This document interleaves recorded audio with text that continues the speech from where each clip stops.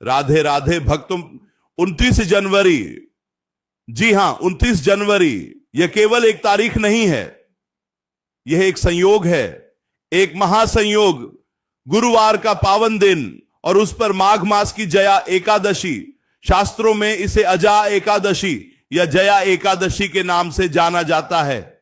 यह वह तिथि है जो मनुष्य को भूत पिशाच जैसी योनियों से भी मुक्त करा देती है, जो जीवन के हर कष्ट को हर लेती है। और जब गुरुवार का दिन हो, जो स्वयं भगवान श्री हरि विष्णु का दिन है, और उस दिन एकादशी पड़ी डीएच जाए, तो इसे सोने पर सुहागा कहा जाता है। 29 जनवरी गुरुवार का दिन, देवगुरु बृहस्पति का दिन और जगत के पालनहार श्री हरि विष्णु का दिन। इस दिन किया गया छोटा सा उपाय आपके जीवन की दशा और दिशा दोनों बदल सकता है। अक्सर हम जीवन में बद्धी बद्धी पूजा करते हैं, बद्धे बद्धे अनुष्ठान करते हैं, धन खर्च करते हैं, समय लगाते हैं, लेकिन कई बार श्रद्धा से किया गया एक छोटा सा कार्य, एक छुटकी हल्दी का उपाय, वह फल दे जाता है जो बड़े बड़े यज्ञ भी नहीं दे पाते, क्योंकि भगवान भाव के भूखे हैं, भगवान प्रेम के भूखे हैं। आज हम जिस उपाय की चर्चा करेंगे वह बहुत ही सरल है, बहुत ही सात्विक है। हर कोई इसे कर सकता है, चाहे आप घर में रहते हो, चाहे आप कहीं बाहर हो। बस आपके पास थोड़ी सी हल्दी होनी चाहिए। हल्दी, जिसे हरिद्रा भी कहा जाता है, हल्दी का रंग पीला होता है और पीला रंग भगवान विष्णु को अति प्रिय है। वे पीतांबरधारी हैं, वे पीले वस्त्र धारण करते हैं। गुरुवार के दिन पीली वस्तुओं का दान, पीला भोजन और हल्दी का प्रयोग कुंडली में गुरु ग्रह को मजबूत करता है।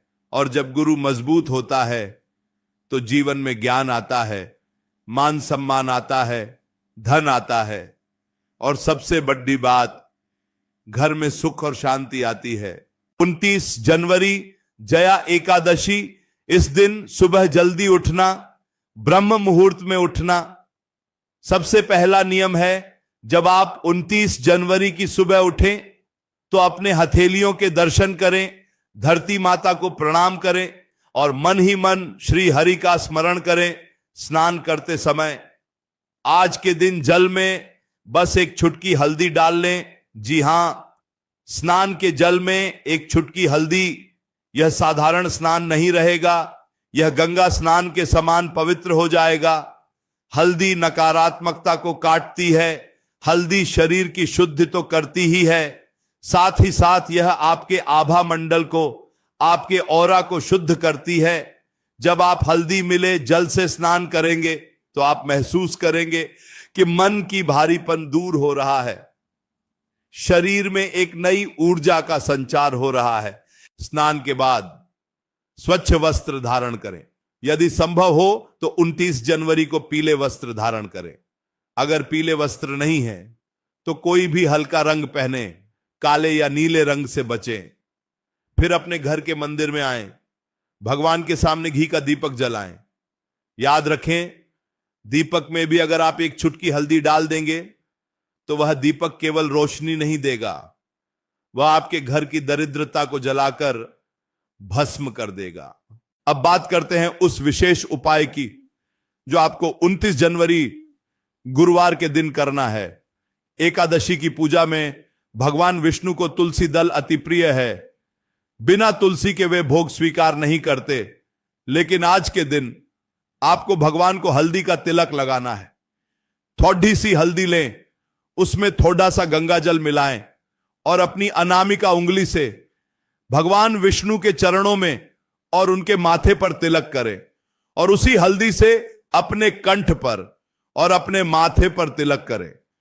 यह तिलक साधारण तिलक नहीं है, यह गुरु की कृपा है, यह भगवान का आशीर्वाद है। जया एकादशी की कथा बहुत ही अद्भुत है, पद्म पुराण में इसका वर्णन मिलता है।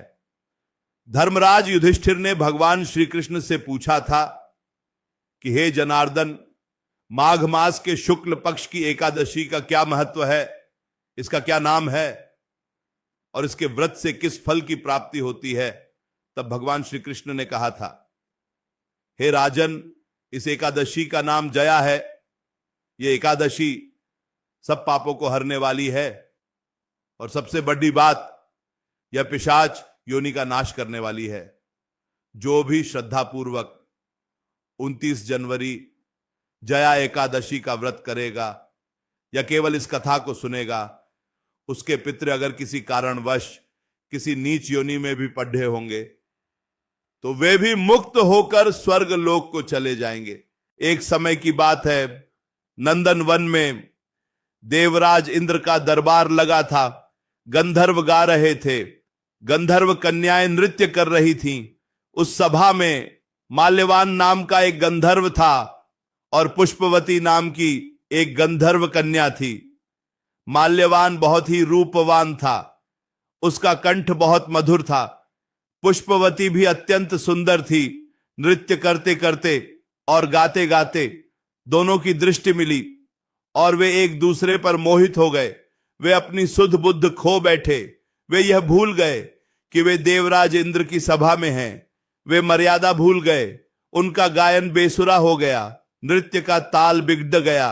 देवराज इंद्र ने जब यह देखा तो उन्हें बहुत क्रोध आया। उन्होंने इसे अपना अपमान समझा।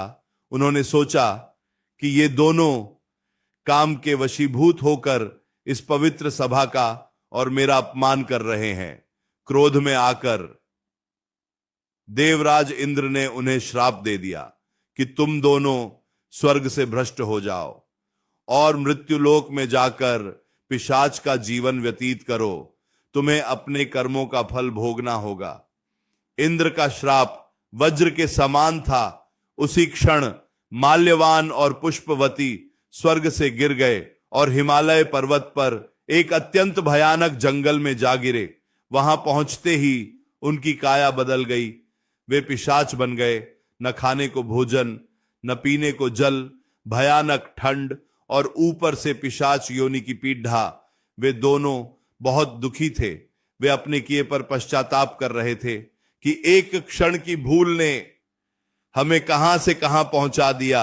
दिन बीतते गए, उनकी पीड़ा बढ़ती गई। संयोग से माघ मास आया और माघ मास के शुक्ल पक्ष की एकादशी तिथि आई, यानी जया एकादशी का दिन आया। उस दिन उन दोनों ने न तो कुछ खाया, न कुछ पिया, न उन्होंने किसी जीव की हत्या की, न कोई पाप कर्म किया। वे केवल एक पीपल के वृक्ष के नीचे बैठे रहे, ठंड से ठिठुरते रहे और भगवान को याद करते रहे। अनजाने में ही सही उनसे जया एकादशी का व्रत हो गया, रात्रि जागरण हो गया। क्योंकि ठंड के कारण उन्हें नींद नहीं आई। वे पूरी रात जागते रहे, कांपते रहे और अपने पापों का प्रायश्चित करते रहे। अगले दिन द्वादशी की सुबह हुई, सूर्योदय हुआ और अनजाने में किए गए इस जया एकादशी व्रत के प्रभाव से एक चमत्कार हुआ। आकाश से पुष्पों की वर्षा होने लगी। भगवान विष्णु की कृपा से उनका पिशाच शरीर छूट गया। उन्हें पुनः उनका दिव्य गंधर्व शरीर प्राप्त हो गया। वे पहले से भी अधिक सुंदर और तेजस्वी हो गए। एक विमान आया और उन्हें स्वर्ग लोक ले गया। जब वे स्वर्ग पहुंचे तो देवराज इंद्र उन्हें देखकर चकित रह गए। उन्होंने पूछा कि तुम तो पिशाच योनि में थे, तुम्हें उससे मुक्ति कैसे मिली? किसने तुम्हें इस घोर श्राप से मुक्त किया? तब माल्यवान ने हाथ जोड़कर कहा, हे देवराज, यह सब भगवान वासुदेव की कृपा और जया एकादशी व्रत के प्रभाव से हुआ है। हमने अनजाने में ही सही 29 जनवरी यानी जया एकादशी के दिन निराहार रहकर जागरण किया, जिससे भगवान श्री हरि प्रसन्न हुए और हमें नया जीवन दिया। यह सुनकर देवराज इंद्र भी प्रसन्न हुए और उन्होंने कहा कि जो भगवान विष्णु के भक्त हैं और जो एकादशी का व्रत करते हैं वे मेरे लिए भी पूजनीय हैं। आप दोनों स्वर्ग में सुखपूर्वक निवास करें। भक्तों, ये कथा हमें बताती है कि एकादशी का व्रत कितना शक्तिशाली है। अगर अनजाने में किए गए व्रत से पिशाच योनि से मुक्ति मिल सकती है। तो जो व्यक्ति श्रद्धा और विश्वास के साथ 29 जनवरी गुरुवार के दिन नियम पूर्वक हल्दी का उपाय करते हुए भगवान की पूजा करेगा, उसे क्या नहीं मिल सकता। उसके जीवन के सारे संकट, सारी बाधाएं स्वतः ही समाप्त हो जाएंगी। अब बात करते हैं 29 जनवरी की शाम को आपको क्या करना है। शाम का समय गोधूली वेला, जिसे प्रदोष काल भी कहा जाता है, यह समय लक्ष्मी और नारायण के आगमन का समय होता है। इस समय घर के मुख्य द्वार पर एक दीपक अवश्य जलाएं और तुलसी के पौधे के पास भी एक दीपक जलाएं। उस दीपक के नीचे थोड़े से चावल रख दें और चावलों को थोड़ी सी हल्दी से पीला कर लें। यह पीला आसन भगवान को आमंत्रित करता है। दीपक जलाते समय अपने मन में अपनी मनोकामना बोलें, चाहे वह कर्ज मुक्ति की हो, चाहे वह विवाह की हो, चाहे वह नौकरी की हो या फिर संतान प्राप्ति की। मन ही मन श्री हरि से प्रार्थना करें कि हे प्रभु, जिस प्रकार आपने माल्यवान और पुष्पवती के कष्ट दूर किए, वैसे ही मेरे जीवन के अंधकार को भी दूर करें। 29 जनवरी को अन्न का दान को महादान है। किसी गरीब को, किसी जरूरतमंद को अगर आप भोजन कराते हैं तो उसका फल कई जन्मों तक मिलता है। और अगर भोजन में पीली वस्तु हो, जैसे कि खड़ी या पीली खिचड़ी या बेसन की मिठाई या केवल केला, तो यह गुरु ग्रह को और भी बलवान बनाता है। गुरुवार के दिन केले के वृक्ष की पूजा का भी विधान है। 29 जनवरी को आप एक लोटा जल लें, उसमें एक चुटकी हल्दी, थोड़ा सा गुड़ और चने की दाल डालें और इस जल को केले की जड़ में अर्पित करें। वहां भी एक दीपक जलाएं और परिक्रमा करें। केले के वृक्ष में साक्षात भगवान विष्णु का वास माना जाता है। यह उपाय उन लोगों के लिए रामबाण है जिनके विवाह में बाधा आ रही है या जिनके वैवाहिक जीवन में क्लेश है। हल्दी की गांठ, जी हां, अगर आपके पास साबुत हल्दी है तो 29 जनवरी के दिन एक पीला कपड़ा लें, उसमें 5 हल्दी की गांठें रखें, 1 रुपए का सिक्का रखें और थोड़े से पीले चावल रखें। इसकी एक पोटली बना लें और इसे भगवान विष्णु के चरणों में रख दें। पूजा के बाद इस पोटली को अपनी तिजोरी में या जहां आप धन रखते हैं वहां रख दें। यह पोटली धन को खींचने वाली चुंबक बन जाएगी। साल भर बरकत बनी रहेगी, पैसा आएगा भी और टिकेगा भी। लेकिन ध्यान रहे, 29 जनवरी को कुछ कार्य वर्जित भी हैं। एकादशी के दिन चावल नहीं खाने चाहिए, यह नियम तो हम सब जानते हैं, लेकिन इसके साथ ही किसी की निंदा नहीं करनी चाहिए, क्रोध नहीं करना चाहिए, झूठ नहीं बोलना चाहिए और ब्रह्मचर्य का पालन करना चाहिए। अगर आप व्रत नहीं भी रख पा रहे हैं तो भी सात्विक रहें। तामसिक भोजन जैसे लहसुन, प्याज, मांस, मदिरा, इनका सेवन भूलकर भी न करें, क्योंकि यह दिन शरीर को नहीं आत्मा को शुद्ध करने का दिन है। हल्दी वाला उपाय केवल धन के लिए नहीं है, यह स्वास्थ्य के लिए भी है। अगर घर में कोई बार बार बीमार पड़ता है तो 29 जनवरी के दिन उसके माथे पर हल्दी का तिलक लगाएं और भगवान विष्णु के चरणों का चरणामृत उसे पिलाएं। आप देखेंगे कि धीरे धीरे औषधियां काम करने लगेंगी और स्वास्थ्य में सुधार होने लगेगा। यह 29 जनवरी आपके लिए एक नई शुरुआत बन सकती है। बस जरूरत है तो थोड़े से विश्वास की, थोड़ी सी आस्था की। भगवान को आपकी धन दौलत नहीं चाहिए, उन्हें केवल आपका निर्मल मन चाहिए। जैसे शबरी के बेर, जैसे विदुर का साग, जैसे सुदामा के चावल भगवान ने प्रेम से स्वीकार किए, वैसे ही आपकी एक चुटकी हल्दी और 2 बूंद आंसू भगवान को पिघलाने के लिए काफी हैं। मंत्र जाप का भी आज के दिन विशेष महत्व है। वैसे तो हम मौन रहकर भी भगवान का ध्यान कर सकते हैं, लेकिन अगर आप नाम जप करना चाहते हैं तो नमो नारायण या गोविंदा या माधव या केशव, इन नामों का उच्चारण करते रहें। चलते फिरते, काम करते हुए मन में नाम चलता रहे, यही असली पूजा है। माला लेकर बैठना ही केवल पूजा नहीं है। कर्म करते हुए ईश्वर को याद रखना, यह सबसे बड़ी पूजा है। 29 जनवरी की रात्रि जागरण का बड़ा महत्व है। अगर पूरी रात नहीं जाग सकते तो कम से कम देर रात तक भगवान का कीर्तन करें, भजन सुने या अच्छी पुस्तकें पढ़ें। जया एकादशी की रात को सोने से पहले भगवान से क्षमा प्रार्थना जरूर करें कि हे प्रभु, आज दिन भर में मुझसे मन से, वचन से या कर्म से कोई भी अपराध हुआ हो तो मुझे क्षमा करें। मैं आपका हूं और आप मेरे हैं।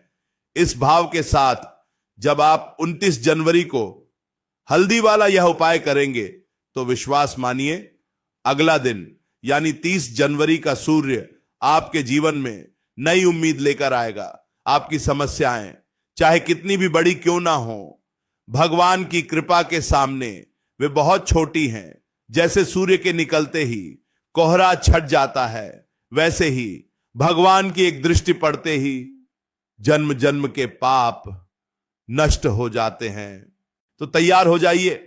29 जनवरी गुरुवार के लिए अपनी हल्दी तैयार रखिए, अपना मन तैयार रखिए और इस पवित्र दिन का पूरा लाभ उठाइए।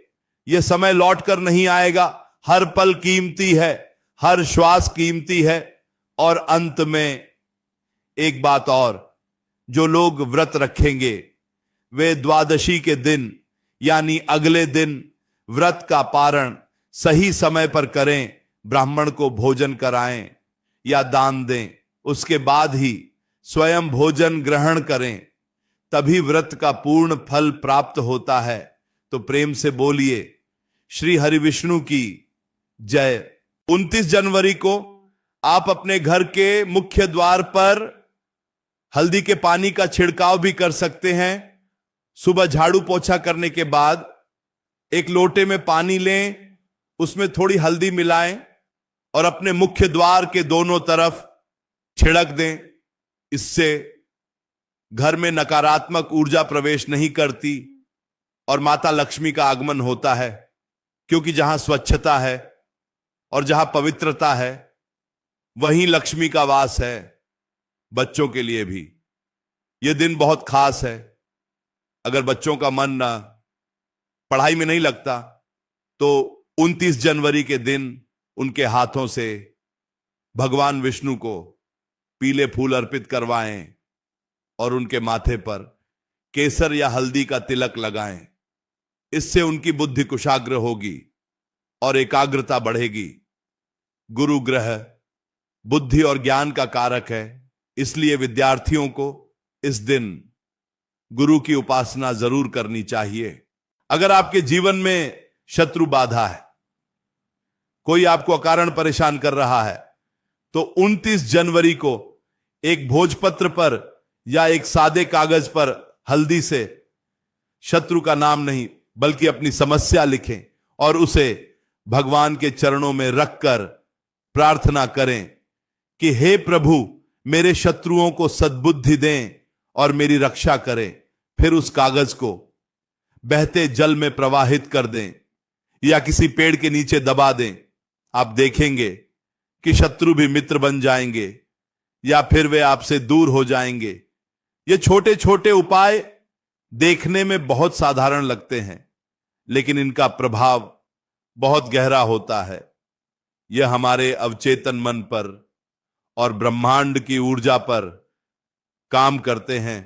जब हम कोई उपाय विश्वास के साथ करते हैं तो हम ब्रह्मांड को एक संदेश भेजते हैं कि हम तैयार हैं परिवर्तन के लिए, हम तैयार हैं कृपा प्राप्त करने के लिए।